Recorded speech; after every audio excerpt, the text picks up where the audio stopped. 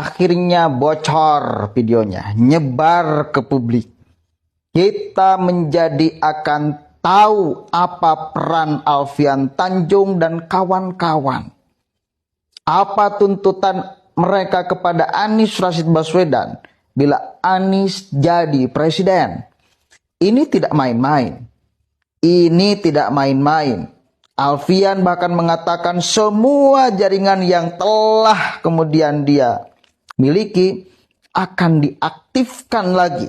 Termasuk urusan HTI. Harus diaktifkan. Ini harus disebarkan ini.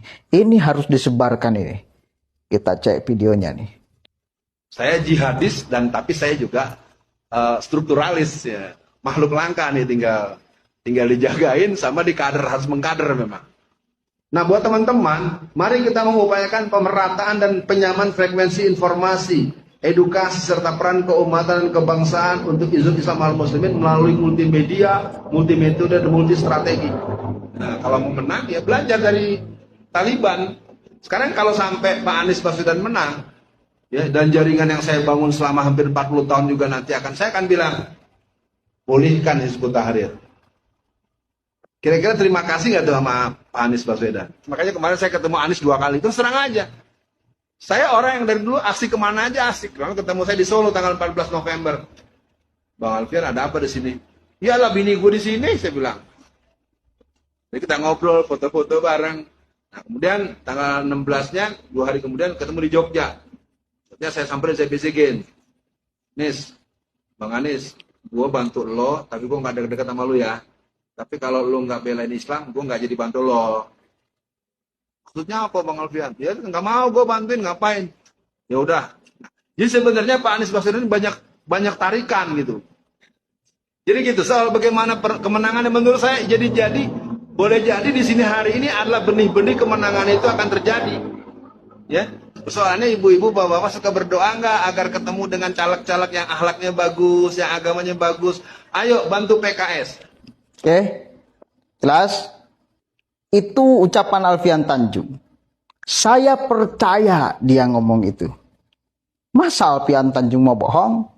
Saya percaya dia telah bertemu Anies dan menawarkan tuntutan itu. Ini harus menjadi catatan penting kita sama-sama. Bahwa ada cita-cita besar di balik kemudian mereka mendukung Anies Rashid Baswedan. Tidak salah, dari kemarin saya selalu ngomong, hati-hati dengan Anies. Lihat rekam jejaknya. Kan itu kan? Lihat rekam jejaknya. Rekam jejaknya udah jelas membuktikan dia siapa, dekat dengan kelompok mana, apa visi misi kelompok itu. Dan sampai sekarang, sampai detik ini, kelompok itu masih punya cita-cita yang sama. Ya, kenapa sampai mendukung Anies pun masih ada harapan untuk mereka diaktifkan kembali. Meskipun Nasdem itu ngomong, ya, Nasdem itu tokohnya ngomong pernah. Kita menjadi akan di depan.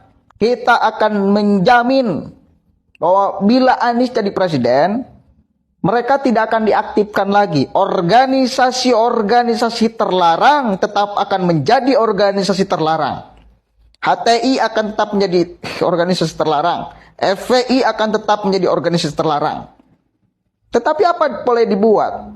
Tokoh Nasdem yang ngomong itu, dikritik habis-habisan, salah satunya oleh Kozinuddin. Novel Bakmumin ikut bersuara.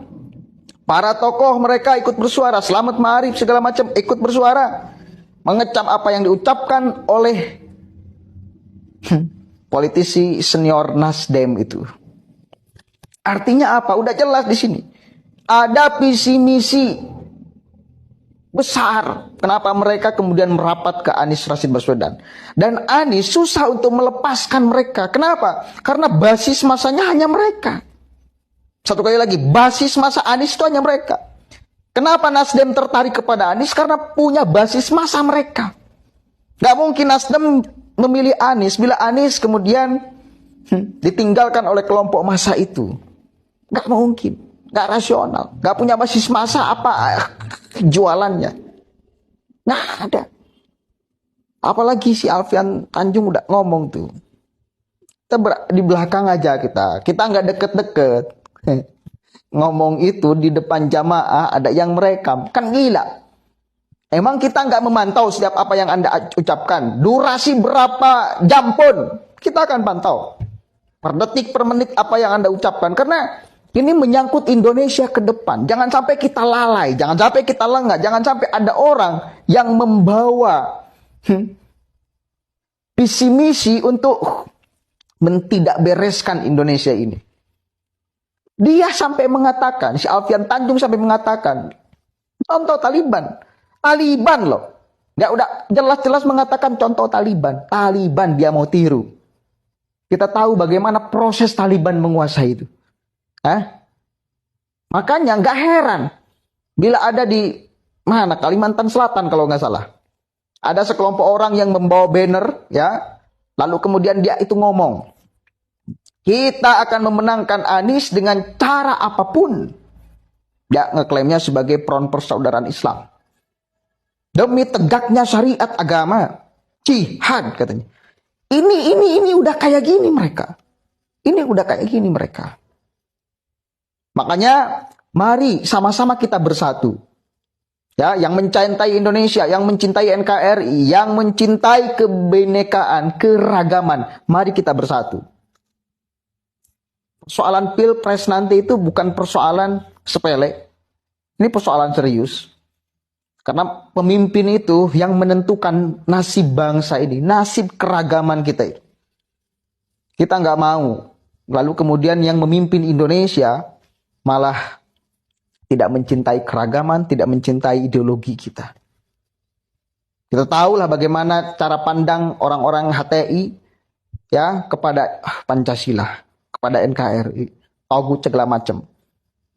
Rela kita dipimpin oleh bagian daripada mereka, Anies Baswedan. Saya pribadi sangat enggak rela. Karena Pancasila ini udah jelas-jelas. Rumusan bukan hanya satu orang, bukan hanya satu golongan, ya. Rumusan banyak orang, rumusan banyak golongan, di dalamnya juga Islam.